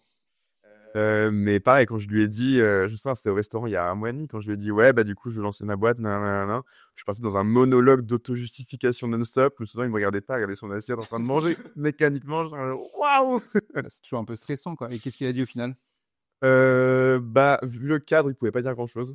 Donc, de toute façon, on se voit très peu, donc il m'a juste dit, ah, bah, bien, bah, bon courage. Enfin, de manière assez bienveillante, mais j'ai senti qu'il s'est dit, waouh, connais pas, trop bizarre, trop chelou. Mais bon, à un moment donné, je suis majeur et vacciné, donc il n'a pas trop le choix. Et ta mère? Elle me fait confiance. Franchement, je pense que pas ça la dépasse, mais elle me fait confiance, quoi. C'est mon truc. Bon, elle connaît pas son univers non plus. Elle s'est dit, Non, mais vas-y, file. t'as les bagages, y a pas beaucoup de risques. Enfin, c'est ça qui est beau aujourd'hui, c'est que fais ce qui te plaît. Et puis. Alors, c'est un très bon point. Il n'y a pas de risque, non. Mais j'en parlais déjà un peu à Marc, du coup, là, il y a 2 semaines, en termes de publication. Parce que moi, l'entrepreneuriat, c'était pas censé arriver. C'est pas dans mon. D'ailleurs, j'aimerais bien avoir ton avis là-dessus. C'est pas dans mon imaginaire de carrière de vie. C'est-à-dire que moi, depuis tout petit, j'ai un peu cette idée que il faut trouver une vocation, un truc qui te plaît. Alors, à l'époque, c'était un truc qui fait de l'argent. Maintenant, c'est un truc qui me plaît. Que tu vas sur lequel tu vas travailler pendant 5 ans, 10 ans, 20 ans, 30 ans pour que tu aies un an de bagage et que tu aies fait un truc qui fonctionne. Pour moi, ça fonctionne pas de changer déjà de métier, parce que je suis aujourd'hui. Je trouve ça hyper risqué. Tu l'as fait, c'est aussi un peu pour ça que j'ai un peu d'admiration pour toi. Je me dis, waouh, le mec a des couilles, tu vois. Et si ça marche pas, bah, je pourrais pas, je pense, m'empêcher de me dire que j'ai perdu mon temps et que j'ai loupé, j'ai raté, en fait. Voilà. J'aurais du mal à me dire, mais c'est bien, t'as appris. Et si demain je retourne dans mon ancien CDI, je me dirais juste, bah, t'as perdu 2 ans, en fait, ta carrière, elle a pas décollé. Voilà. C'est des trucs auxquels t'as pensé, toi, ou comment tu vois les choses? Euh, Enfin, non, pas trop, parce qu'en fait, enfin, c'est con, mais cette phrase Hmm. où on le dit beaucoup en France, que les Français, ils ont peur de l'échec, en fait, je l'ai beaucoup entendu, et en fait, et c'est cette chance où je me suis tellement planté.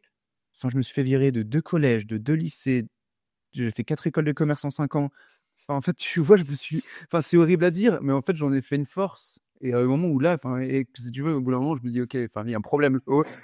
Je me suis dit, il y a vraiment un problème. En fait, c'est là où je remercie, enfin, surtout ma mère aussi, putain, j'ai une mère poule, et putain, elle a toujours cru en toi. Après, tu peux croire en un fils bêtement, mais bon, là, écoute, parce que tu l'aimes, mais là, écoute, ça a fonctionné. Mais en fait, j'ai plus peur, au bout d'un moment, t'as plus peur. Et en fait, j'ai appris à tirer de chaque échec. T'as toujours, en fait, tu peux pas te chier, parce que t'en sortiras forcément un truc bien. Ok. Moi, de toutes mes écoles de commerce, j'ai pris les meilleurs potes, les meilleures relations, les meilleurs trucs. En fait, j'ai un réseau, j'ai des super potes parce que j'ai pris les meilleurs de chaque école. Ok. Et puis, j'en ai fait un groupe de fous qui me soutient. Ils me soutiennent tous comme des malades. Et c'est ce qui me fait aussi ma force au quotidien. Et puis, par exemple, j'ai fait la boîte de charentaise pendant Oui, la marquise. la marquise. J'avais monté une boîte de charentaise avec des potes pour l'école de commerce. C'était un échec à la fin, même si ça aurait pu fonctionner, mais ça n'a pas fonctionné entre nous. Donc, ça reste un échec. Mais en fait, c'est ce qui m'a permis d'avoir après mon stage. Parce que le mec m'a dit, écoute, j'étais face à un petit couillon qui a monté une boîte de charentaise ou un mec d'HEC. Il m'a dit, je sais pas ce qui m'a pris, mais j'ai voulu prendre le petit couillon et lui faire confiance. Et parce qu'il s'était passé cet échec-là. Et donc, peu importe l'échec que tu auras forcément de l'expérience, des gens, des trucs, et t'en tireras forcément du positif. Tu te considères comme optimiste? Ouais. Ça a Avec toujours été le cas? vaut mieux. Ouais, j'ai toujours été élevé, j'ai une mère qui est optimiste chronique. En même temps, quand son gamin, il a raté 2 collèges et 3 lycées. Tu peux qu'être optimiste après. Mais non, je suis je suis un optimiste. Après, évidemment qu'il y a des moments où tu bois, tu vois, tu bois un peu du noir, mais, Ouais. mais globalement, je suis plutôt optimiste. Ok. Donc, tu me dis tout à l'heure que jamais tu avais pensé à revenir en arrière parce que tu kiffais. Donc, vraiment, en fait, tu as un peu cet esprit de ça a marché, ça a marché. Et si ça marche pas, ça aidera à faire marcher le prochain truc. Exactement, ouais. Ok. C'est pas, revenir en arrière, je suis pas trop, je suis très content du parcours et de ce qui s'est passé. Et puis si la restauration, ça marche pas, Ouais. écoute, on verra le prochain truc. D'accord. Mais, Si la restauration, ça marche pas, t'as pas déjà en tête là maintenant ce que ça pourrait être la suite? après, c'est souvent le parcours classique après la restauration, ils se lancent souvent dans l'immobilier. Ah ouais? Ouais, parce que c'est des secteurs où t'as pas forcément besoin de formation. Et Ouais. en fait, ils finissent agent immobilier la plupart du temps. Puis tu l'as dit, c'est déjà être un peu dans l'immobilier que d'être restaurateur. Exactement. Ok, Et c'est un peu ça, c'est un peu la même. Donc, mais non, après, mais je pense que la restauration, je vois pas trop. Après, il y a du conseil. Après, il y a toujours ce milieu-là, il y a toujours un secteur. Ouais. Il n'y a pas que les restaurants, quoi. Il y a tout ce qui va avec. Je pense que tant que les gens ont envie de manger quelque chose, tu auras toujours un métier là-dedans. Donc, Et puis, tu pourras les fournir. Il y a le côté bouffe, il y a le côté alcool. Enfin, il y a un monde, il y a de quoi faire. D'accord. Mais écoute, pour l'instant, je pense que je vais y rester un petit moment. Ils ont quel âge tes partenaires? Alors, Associés, pardon. bah oui, mais en fait, on va être 6 sur le prochain resto. Ouf. Donc, c'est un paquet. Mais en fait, il y a 3 investisseurs et 3, ce qu'on appelle ça va être gérants associés. Et donc, moi, je fais partie de ces 3 gérants associés et les 2 autres, donc, qui sont beaucoup plus jeunes, sont 23 et 24 ans. Donc là, c'est plutôt malin parce que comme ça, moi, je pourrais lever le pied plus rapidement. Ouais. Et puis, les investisseurs, ils ont 38, 39 et 40. Ok, donc il y a quand même un gap d'une génération, quoi. Exactement. Bah, eux, ils ont 4 restos. Donc, d'où notre ambition, nous, et à cet âge-là, d'en avoir 4 ou 5. Parce que ça paraît réaliste, du coup. Ça paraît réaliste et surtout qu'on commencera avec des meilleurs, finalement, outils qu'eux parce qu'eux, ils ont commencé à 2 dans un finalement petit resto à Montmartre. Puis nous, on va commencer dans un plus gros truc, plus jeune et bien entouré. Donc, il n'y a pas de raison que ça aille moins vite. Ce sera où ce nouveau resto? On ne sait pas encore. Comme on t'a dit, on cherche plutôt à l'opportunité et à un quartier où il y a du passage. Donc, on a des quartiers où j'aimerais beaucoup Nord 9e, Montmartre, 11e. C'est cool, quoi. C'est content. Les quartiers où je sors, finalement, j'aimerais bien y être. Mais après, écoute, s'il y a un truc qui tombe dans le 14e à Alésia, bon, je serais pas super excité, mais c'est une opportunité. Ça reste un investissement. Et puis, Ouais, puis t'as déjà fait la mode sans soi. Donc, et puis j'ai déjà fait la mode où je me suis un peu fait chier. Écoute, ouais, ça fonctionne. donc ça fonctionne. Ils ont le même profil que toi, plus ou moins? Ils ont fait des écoles de commerce ou pas du tout? Ouais, parce que pour qu'on puisse bosser. En fait, c'est un peu, ça reste mes anciens boss. Donc, c'est mes anciens boss, les investisseurs. C'est comme ça que je les ai rencontrés. Ok. Et on est devenus quand même un peu potes. Enfin, tu vois, on parle très perso. Je connais leurs gamins. Enfin, tu vois, c'est des trucs où on est rentré un peu dans le perso. Ils connaissent mes potes un peu. On reste très respectueux, très boulot. Et puis, il y a des frontières qu'on ne dépasse pas. Ouais. Mais on a quand même, parce qu'on a cette formation école de commerce, on vient du même milieu. Enfin, c'est un peu. D'accord. C'est un peu de l'entre-soi, C'est un finalement. peu de l'entre-soi, exactement, ouais. On s'est pas trop éloigné de ce qu'on aime. C'est ça. Et du coup, je suis curieux. Au quotidien, vous voyez souvent, voilà, en fait des réunions. Comment ça se passe? C'est quoi la vie d'un restaurateur? Quand il bosse, tu veux dire? Oui, parce que là, parler en vacances, effectivement, c'est pas grand-chose, mais quand il bosse. Tout dépend du nombre de restos qu'il va avoir. Parce que c'est sûr que tu n'en as qu'un seul, tu les vois plus souvent. En fait, moi, quand on a commencé à la banquette, qu'il n'y en avait que 2, et dont un qui tournait déjà depuis un petit moment, je les voyais quasiment quotidiennement. Ouais. Aujourd'hui, quand on a après monté les tomates, comme ils ont vu que finalement on le faisait plutôt bien, je les ai vus beaucoup moins. Ils m'ont laissé gérer. Donc en fait, moins tu les vois, finalement, mieux tu te portes parce que c'est-à-dire que tout se passe bien. Mais après, on est obligé de se voir pour discuter. Parce que la communication, c'est comme dans tout couple, dans toute association, s'il n'y en a pas, c'est compliqué. Donc on se parle par message quasiment quotidiennement. Et après, on essaie de se voir minimum une fois par semaine. Elle me l'a dit récemment, ça. Ok. Ah, mais ça, c'est toujours le reproche. Hein. Communique pas, ouais, toi non plus, bah on se comprend pas. Non, mais c'est toujours compliqué. En plus, quand tu as du management, parce qu'ils essayent forcément de se fumer en train de dire l'autre, il a dit ça. Et entre ce que tu veux dire, ce que l'autre comprend, ce que l'autre répète, ouais. Et ce que tu dis vraiment entre ce que tu veux dire, c'est. Puis il y a un peu d'affect aussi, j'imagine. Il y a aussi un peu d'affect. Ouais. Mais on arrive quand même à se mettre sur la gueule et dire ce qu'on veut. Donc là, ça reste un peu sain, quoi. Ah non, justement, c'est ce qu'on aime, c'est que c'est plutôt sain. Enfin, c'est même très très sain. Ce qui est le plus sain, c'est entre moi et mes donc plutôt 2 associés, donc c'est 2 personnes. Voilà, en fait, il y aura 2 groupes, les 3 anciens boss, les 3 nous, donc il y a 2 holdings. Et donc voilà, donc ça veut dire que si jamais chacun veut continuer de son côté, on peut. Mais pour l'instant, c'est très sain, et donc on va continuer comme ça. Et donc là, t'es associé gérant, donc c'est ton affaire. Futurement. Pour l'instant, je suis encore un gros chômeur. Oui. Pour un voyage en gros chômeur, on se projette un petit peu. Est-ce que tu pourrais être salarié dans la restauration ? Ça pourrait t'aller ? Ça va à l'encontre de ton projet à long terme, tu m'as dit, mais ce que j'aimerais aussi savoir, c'est le rapport au salariat, tu vois. Ouais, je serais pas le plus heureux parce que c'est pas ce que j'aime, mais aujourd'hui, oui, pour vivre, je pourrais le faire dans une boîte qui me correspond un peu, avec des gens qui me... En fait, j'ai besoin d'estimer les personnes qui me managent. À partir de ce moment où je les estime, il n'y a aucun souci. D'accord. Où ils sont là parce que c'est des bosseurs, parce qu'ils ont les bonnes valeurs, parce qu'ils ont fait ce qu'il fallait.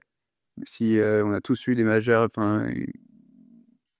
qui en abusaient plus qu'autre chose parce que ils n'avaient pas leur confiance, parce qu'ils savaient qu'ils n'avaient pas les compétences, là, c'est un peu chiant. Ouais, c'est clair. Donc en fait, mais tu as quand même pour ambition de développer ça et de devenir autonome, indépendant, donc le salariat se peut pas, mais oui, tu t'en contenterais si tu devais t'en contenter. Si vraiment c'est un échec et tout, et qu'à un moment il faut vivre, évidemment je le ferai. Je serais pas malheureux. D'accord. Et tu vas rester en France? Parce que pour l'instant, évidemment, c'est le début, mais tu devrais un jour avoir un restaurant au Japon, en Indonésie, à Bali. Franchement, non. Je rentre d'Asie, donc je l'ai vu ceux qui faisaient ça. Ouais. Et je me suis évidemment posé la question, mais non. Même pas envie? Même pas envie. Pourquoi? Déjà parce que j'aime ici, j'aime être en France. J'aime pas forcément Paris. Je suis très content de lancer mon ou mes premiers restos à Paris. Mais je compte bien en avoir plusieurs en France. Ouais. Mais pour le coup, dans le monde, je sais pas, j'aime trop rentrer. Finalement, j'adore voyager, j'adore partir en Indonésie, en Thaïlande. Enfin, j'adore voyager. Mais ça reste un break, quoi. Mais oui, et je suis vraiment content. Et j'en ai vu des gens qui sont un peu perdus là-bas. Et je suis très content de les voir pendant 2 mois. Je suis très content de remettre des chaussures en rentrant à Paris. Ok. Puis pieds nus, c'est finalement peut-être pas mon truc. Bah, t'as déjà une chaussette trouée là. Finalement, c'est vraiment pas mon truc. Merci, c'est parfait.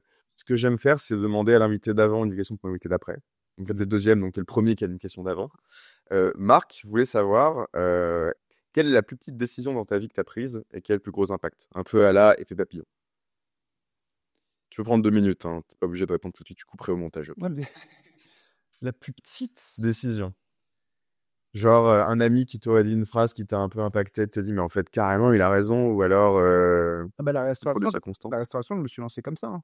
C'est parce que j'ai discuté avec un pote, barbecue, à 16h30, on était ivre. Et puis il me dit, à chaque fois, c'est ces couillons qui disent pourquoi pas. Et à chaque fois, ils sont là, ils disent pourquoi tu fais ça? Et ils te balancent des arguments, ils font pourquoi pas, pourquoi pas, pourquoi pas. En fait, je me rappelle, donc Ulysse, c'est un ami qu'on a en commun, qui me dit, on discute de ça, de la restauration, je dis oui, je ferai ça à 50 ans. Et 2 mois après, je lui dis, écoute, je quitte mon boulot. Ouais. Et donc, c'était ça, parce que j'ai eu cette discussion sous, et le mec m'a dit pourquoi pas, pourquoi pas, pourquoi pas. D'accord. Je dis, écoute, ouais, pourquoi pas. Et puis aussi, ces mecs-là, c'était des amis, c'était source d'inspiration. J'ai passé des vacances avec des entrepreneurs, donc c'était plus âgés, mais des mecs qui avaient une 60aine d'années, on était 5-6, que des entrepreneurs qui avaient cartonné. Ouais. Et les mecs, dès que tu leur parles, ils disent toujours pourquoi pas, pourquoi pas, pourquoi pas. Et t'es en train de leur dire, ouais. Tu deviens fou. Ouais, tu deviens fou, tu dis, ils ont raison, je suis en vacances, faut qu'ils m'emmerdent. Et puis tu rentres des vacances, t'es là en septembre, tu dis, putain, mais tu reprends ta vie, tu trottes, et puis tu prends la plus grosse décision finalement. T'as ton rendez-vous à 8h du matin avec ton manager et t'es en mode, oh là là, on va parler d'immobilier. Alors que je pourrais faire des saucisses et devenir être heureux. Et finalement, être heureux, c'est ça, genre. Et c'est les mecs qui sont heureux. Après, t'as les objectifs. Tu rends compte, ils ont tous choisi des voies pour des raisons différentes, mais tu les vois aujourd'hui, ils sont pas malheureux. Ouais, après, en fait, je sais pas si ce que je veux dire est une énormité, mais j'essaie de me dire, mais en fait, je connais pas d'entrepreneur qui a raté. Mais en fait, si, j'en connais plein. Mais juste, ils ont rebondi et la vie continue, quoi. C'est ça. En fait, on en connaît et après qui ont fini finalement dans le salariat, comme on disait. Et puis t'en as un paquet, soit qui ont revendu leur boîte et qui sont retournés dans le salariat, soit qui sont devenus salariés de leur boîte. Enfin, t'en as un paquet. Mais après, souvent c'est ceux qui sont fatigués, c'est pas tellement un échec, mais ceux qui sont dit salariat, de justement de jamais déconnecter. Enfin, Ouais. l'entrepreneuriat. Puis il y a aussi une réalité, j'en parlais avec Marc, mais c'est que bah, lui a déjà 30 ans, enfin comme toi du coup, il a 30 ans, et il y a des questions qui commencent à se poser. Donc acheter un appartement, tu peux vouloir un enfant dans quelques années, le fait d'avoir une stabilité au travail. J'y pensais hier soir en me couchant, mais je me suis dit, le jour où j'aurai un gamin, mais attends, mais je serai plus payé, donc je pourrais pas avoir de congé paternité parce que je suis autonome. Là, tu perds quelques luxes Ouais, c'est qui clair. finalement sont pas mal. Mais après, ouais, tu te perds. Ça dépend des boîtes, mais c'est quoi? C'est 2 semaines ou 4 semaines selon les boîtes. Bah, la boîte dans laquelle j'étais il y a 2 mois, c'était 6 mois pour les hommes et plus pour les femmes. Ouais, mais là, tu te dis que tous les soirs, à vie, tu pourras faire ce que tu veux avec ton gamin. Bien sûr. Tu pourras faire ton. Tu vois, vu que là, j'arrive près de la trentaine et que je viens de commencer, il y a un monde où ça va me prendre des années avant d'en vivre de manière confortable, et il y a un monde où j'aurai un gamin avant que j'en envie de manière confortable. Et j'ai peur que ça... Trouver une copine riche. Si tu entends ce message... C'est ça. Non, non, mais en fait, Ouais. là-dessus, tu as toujours un moyen de vivre, parce qu'on vient d'un. Tu as des aides, enfin, franchement, si tu veux en vivre, même avec des enfants, évidemment, tu partiras pas en vacances aux Seychelles, mais tu peux en vivre aujourd'hui. Le plus gros risque, je pense, et il faut faire attention, c'est en fait le décalage qui va se créer avec tes amis. Mhm. Parce que finalement, tu as enfin, un décalage qui n'existe pas, mais qui existera dans ta tête. Ce truc où, bah, écoute, tes potes, c'est un moment à 30 ans où leur carrière vont décoller. Donc, ils vont gagner plus d'argent, finalement, avoir aussi plus de liberté parce qu'ils vont gagner en responsabilité. Et en fait, toi, tu arrives à un niveau où tu es bloqué parce que tu n'évolues pas. Finalement, tu gagnes pas très bien ta vie et tu n'en peux plus, tu es crevé, enfin, tu bosses limite plus qu'eux. Et donc, à ce moment-là, cet écart-là, il peut faire mal et il peut te faire prendre des mauvaises décisions. Ouais. Et celui-là, il faut le passer dans la douleur parce que c'est jamais forcément agréable. Il faut que tu relativises. Il faut que tu en discutes avec tes potes. Il faut vraiment pas que tu restes dans ton coin parce que l'entrepreneuriat, c'est quand même un truc qui peut être très solitaire. Et donc, si t'en parles pas, genre, franchement, tu sombres. Mais voilà, de les regarder évoluer, d'être content pour eux, de continuer à passer des moments avec eux. Bah, écoute, tu peux pas partir en vacances avec eux, c'est pas grave. Tu pars pas une semaine, mais tu pars 3 jours. Mhm. Et enfin, voilà, de contenter de ce que tu peux avoir et pas te comparer à eux. C'est le plus important. Tu as vécu ça ou tu vis ça actuellement? J'ai eu peur Tu de le vois venir. J'ai eu peur de ça et je le vois venir. J'ai eu peur de ça, ouais. Et puis, non, il n'y a pas tellement eu de décalage.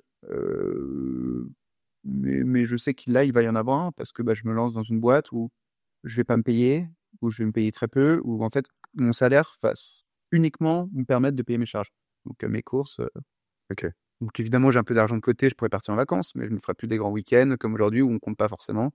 Donc, ouais, je le vois venir, mais je me prépare à ça et. Pierre tira juste voler dans la chambre froide et... Exactement, c'est ça. Et puis, je les inviterai, je ferai un bon festin. Je ferai un bon festin chez moi. Exactement. Ouais, ouais, non, c'est des questions qui sont importantes. Ça fait pas peur, je dirais, mais en fait, tu réalises jamais ce que tu as perdu, on l'aura perdu. Et du coup, là, maintenant que t'es plus dans la boucle du CDI, c'est vrai que tu te dis, bah, en fait, enfin, je voyais que du négatif avant, évidemment. Et maintenant, j'y vois toujours du négatif, mais beaucoup de bonnes choses. Ouais, mais c'est du superflu quand tu réfléchis. Ton congé pat, tu l'as. Moi, je sais pas combien d'enfants tu veux, mais congé pat, même 6 mois, t'inquiète pas, dans mon groupe, ils te le feraient culpabiliser si tu prends 6 mois. Ils diront, t'es gentil, tu prends 2 semaines et tu reviens. Ouais. Super, ton 13e mois, ton truc, tes tickets resto, c'est super pratique quand tu vas faire tes courses. Mais entre nous, enfin, c'est que des trucs superflus, on s'en branle. C'est un peu d'argent, c'est un peu de trucs. Mis bout à bout, ça représente une somme. Mm. Mais c'est de l'argent, voilà. C'est soit de l'argent que tu gagneras plus tard, soit de l'argent que tu gagneras pas parce que bah, finalement, tu seras beaucoup plus heureux et tes tickets restent. Et est-ce que ça vaut se taper des clients en meeting et faire des Excel toute la journée? C'est la bonne question. Ouais, mais je pense pas. Non, mais je suis assez d'accord, mais c'est juste pour dire, voilà, ça m'a un peu fait voir le bon côté des choses du salariat. Non pas que je veux y retourner du tout, c'est pas l'intention, j'espère. Mais En tout cas, il y a pas, enfin, il faut se retirer cette peur de l'échec. Il n'y a pas de honte. Soit y retourner, soit à faire autre chose. Et le plus gros risque, le plus gros risque, c'est que tu regrettes. Mm. C'est Orelsan, je sais plus, ou Big Flo, il vaut mieux avoir des remords que des regrets. c'était Big Flo et Oli, ouais, bien joué. Mieux avoir des remords que des regrets. Il vaut mieux les remords. C'est ça le secret. C'est ça le secret. Il vaut mieux avoir des remords. Crois-moi qu'il vaut mieux regretter d'avoir fait quelque chose de ne pas le faire du tout. Ok, sage parole. Sage parole, et ouais. Qui mène à ma question suivante et juste relancer la caméra. Ouvrir le vin d'ailleurs. Ouais, allez. T'as raison. Je te disais. Oui. Je te disais, comme pour l'invité précédent, je t'ai demandé de préparer une question qu'on posera à l'invité suivant. Oui. Est-ce que tu as ta question? Oui. On t'écoute. Mais en gros, c'est une question moi, qui m'avait beaucoup aidé. Je trouve ça intéressant. Après, il faut se retrouver comme ça. Merde, j'ai oublié comment dire le mot. C'est dans le Faut s'y retrouver. contexte. Dans le contexte. Dans le contexte, voilà. C'est une question, il faut se mettre dans le contexte. Mais en gros, comment savoir le métier qu'on aime faire et qui nous fait rêver? C'est par exemple en draguant. Ça nous est tous arrivé de draguer une meuf, ou souvent c'est à l'étranger parce qu'il faut être loin pour mentir comme ça. Et tu t'inventes une vie. Et genre vraiment, tu t'inventes une vie de A à Z. Ouais. Et en fait, moi, quand je m'inventais une vie, même je te dis ça, en fait, je le réalise maintenant, mais il y a 5, 6, 7 ans, je disais, bah attends, j'ai 3 restos. Les restos, vendus. Ouais, il y a 2 semaines d'ailleurs. Il y a 10 jours, attends, quelle heure? Il y a 3 heures? Non, mais c'est ouais, je disais, bah écoute, j'avais 3 restos, enfin, je m'inventais, j'ai 3 restos, j'ai un hôtel, j'ai tout revendu, enfin, je crée un monde. Et en fait, c'est ce qui me faisait rêver, moi, c'est ce qui me faisait rêver d'être. Et c'est ce que bah, je pensais que ferait rêver aussi la fille. Et donc, du coup, c'est un peu ça cette question, c'est bah écoute, si tu dédraguais une fille demain dans un bar et t'inventais une vie, quel métier tu ferais? Ok. J'avoue, c'est pas con du tout. J'avais pas pensé à ça. Non, mais franchement, ouais, c'est intéressant. Et en fait, quand tu reviens un peu là-dessus, tu te dis bah. Et je repensais à des fois, bah, en rappelant de vacances avec des potes, on a putain, tu te rappelles le mytho? Tu te dis, putain, mais en fait, le mytho, c'est les ambitions que j'ai aujourd'hui. 10 ans plus tard, c'est vrai. 10 ans plus tard, c'est finalement mon rêve. Putain, j'avoue. Faut que je me projette parce que j'aurais répondu quoi à ça, moi. Bah vas-y, mets-toi dans un bar un peu sous, tu dis que la meuf est incroyable. Un Mais bar même si tu es très beau mon rêve, tu dis bah, je sais pas pourquoi, je sens que si je suis moi-même, j'arriverai pas à me la faire celle-là, je vais m'inventer une vie. Donne tout, oublie, t'as aucune chance. Vas-y. Ouais. Écoute, moi, je pense que, en fait, le truc, c'est que j'ai quand même pas mal maturé l'idée et aujourd'hui, ma croyance, c'est pas une certitude, parce que moi, je crois beaucoup au concept de vocation. Tu trouves vraiment un truc qui t'anime et en fait, tu t'en fous. J'ai des potes qui sont médecins, ça se voit que ça leur fait kiffer de ouf. En plus, ça paye bien, donc ça tombe bien. Et en plus, ils sont brillants, donc ça tombe bien. Ah, il y a tout ce qu'il fallait, c'est Tout ce qu'il fallait. Mais ouais, moi, ça fait 3 ans que je suis en, on va dire, dépression professionnelle et je vais naturellement vers, du coup, la prod. Je pense que c'est ce que j'ai envie de faire maintenant. Je suis pas fermé à ce que ça change dans quelques années, mais ça fait 15 ans que je fantasme un petit peu, tu vois. Il y a 15 ans, il y a 10 ans, je disais à Ludovic, on en parlait avec lui il y a quelques jours, je disais un jour je fais du théâtre, un jour je fais du théâtre. Et j'ai commencé les cours là il y a 4 mois. Et il a fallu 10 putains d'années à ce que je m'y mette, mais là j'en fais et je suis putain, c'est trop bien. Ouais, mais tant que tu t'y mets, c'est que t'étais pas prêt avant. Carrément. Non. Alors non. Parce que de la même manière que tu m'as dit, j'ai rencontré un gars qui bossait dans la restauration et j'ai réalisé que c'était possible. Tu m'as dit ça tout à l'heure. Ouais. Pareil, en fait, bah, c'est parfait, c'est parfait que tu sois là. J'ai remarqué qu'il me fallait tout le temps un exemple pour me lancer. Genre le marathon. Parce que du coup, pour le contexte, moi, je cours depuis 5 ans. Toi, tu as commencé après moi. Et tu as fait ton premier marathon bien avant moi. Et c'est là que je me suis dit, mais pourquoi t'as pas fait de marathon, toi, alors que c'est toi qui cours le plus? Après, j'ai un pote qui s'est lancé dans bah, du coup, le théâtre et je me suis dit, mais en fait, pourquoi est-ce que je fais pas de théâtre? J'en parle depuis des années. C'est à la fois non, c'est plutôt un reproche à moi-même. Genre, j'ai besoin qu'on me montre la voie pour que je me dise, ok, je peux y aller. Il faut pas que ce soit un reproche. T'en as qui n'aiment pas faire ce que les autres font, et t'en as qui, justement, il faut pas avoir peur de ça, parce que si t'as besoin d'une source d'inspiration, si t'as besoin qu'on te montre un peu la voie, enfin, t'as différents types de personnes, t'as différents types de caractères, il faut absolument pas avoir honte de ça. Ouais, mais le revers de la médaille, c'est que je me dis, en fait, je ne fais rien tant qu'on me dit pas qu'on peut le faire. J'ai l'impression de me limiter, m'auto-limiter, tu vois. Oui, c'est ça. Le plus gros risque, c'est pas que tu finalement copies les gens parce que tu copies rien du tout, tu finalement t'exprimes comme ça, Ouais. mais c'est que finalement que certains te montrent pas la voie qu'il aurait fallu. Et ça, c'est peut-être ça qui est un peu dommage, c'est que essayer de trouver des voies que les autres te montrent pas et qui te plaisent. Ouais, c'est clair. C'est ce que j'essaie de faire, mais C'est le plus gros risque, mais de faire ce que les autres font, continue à le faire si c'est ce qui t'inspire. Au contraire, écoute, entre nous, on n'est pas Bill Gates ni Elon Musk. Et donc voilà, on n'est pas ceux qui vont c'est les plus grands leaders ni faire les plus grands trucs. Et donc nous, on va juste essayer de copier ce que certains font et le faire à notre sauce, le faire bah, mieux ou bah, différemment, mais ce qui nous correspond. Et oui. puis, ça sera autre chose. Ok. Ouais, ça me plaît, effectivement. Je te remercie de m'avoir un peu consolé, parce qu'il faut y avoir un petit mail d'amour. On l'a tous fait, on copie tous des gens, t'inquiète pas. Il y a des gens qui t'inspirent, proches ou pas proches? Ouais, bien sûr, il y a des gens qui m'inspirent. En fait, c'est pour ça que d'être heureux, c'est ceux qui sont heureux qui m'inspirent. Genre, peu importe s'ils ont réussi dans la vie, c'est un truc, mais c'est des gens qui sont heureux, soit par amour, soit professionnellement, soit des gens qui réalisent leurs rêves. Et en fait, il n'y a rien de plus beau que des gens heureux, qu'une femme heureuse, qu'un mec heureux, qu'un couple heureux. T'as rien de plus beau, peu importe ce qu'ils font. Tous ceux qui sont un peu heureux, qui font leurs rêves, qui réalisent leurs rêves, bah, c'est ce qui m'inspire. T'as qui? Mais après, j'essaie beaucoup plus de m'inspirer de gens que je connais. Après, qu'on connaît nous, t'as Ulysse. Ouais. Ulysse, c'était un peu pareil, c'était un carnet école, il savait pas trop ce qu'il voulait et tout. Et là, il est avec une meuf qui l'inspire. Et en fait, en même moment, c'est elle qui l'a un peu aidé, mais au même moment, il a trouvé une voie, donc plutôt la politique, qui l'inspire. Et c'est un monstre. Il fait quoi aujourd'hui? Aujourd'hui, il travaille ça s'appelle le Hub. C'est Oui. un think tank, donc il met en relation des gens de la politique avec les grands groupes et il organise des événements. Et, Du lobby. du lobby politique. Le greenwashing de la politique, quoi. Exactement. Et à côté, le week-end, il bosse avec on va dire la future, je sais pas, mais candidate à la mairie de Courbevoie. Et donc, il fait partie de l'équipe restreinte. Ouais. Et donc, son objectif, c'est dans le cabinet de la maire et puis de faire ses premiers pas. Ulysse. C'est incroyable. Oui, et donc, Ok. voilà. Et donc, Très cool. il est heureux. Il a rien, ça n'a rien à voir avec l'homme qu'on a connu parce qu'il a grandi d'un coup. Mais il est beau à voir. Ok, super. Je te remercie pour l'exemple et Mais pour la avec réponse. Ça fait une heure qu'on parle, 1h10 à peu près. On va gentiment arriver vers la fin. Thomas, qu'est-ce qu'on peut te souhaiter, en fait? Maintenant, dans 6 mois, dans 1 an, dans 5 ans. Dans 15 ans, on souhaite, on a parlé. Bah, c'est ça, continuer à se marrer. Mhm. En fait, c'est ça, continuer à se marrer avec ses potes au bureau, avec sa copine. En fait, le plus important, c'est se marrer. Et puis après, le reste. Un mot pour finir? Parfait. Bah, écoute, merci beaucoup Thomas d'avoir passé cette heure avec moi. Je te dis à bientôt et quand tu auras le nom de ton resto et l'endroit, tu me dis et je dirai aux 12 personnes qui nous ont regardé d'y aller. Avec grand plaisir, vous serez toujours les bienvenus et un verre de sang offert pour vous. Parfait. Merci beaucoup, tu gères. Merci d'avoir écouté Rupture Co. Si l'épisode t'a plu, n'hésite pas à le partager et laisser un avis, ou même à nous contacter directement pour nous le faire savoir. Tu retrouveras nos contacts et réseaux sociaux dans la description de l'épisode. Et en attendant le prochain, pose-toi la question, et toi, tu veux faire quoi quand tu seras plus grand ?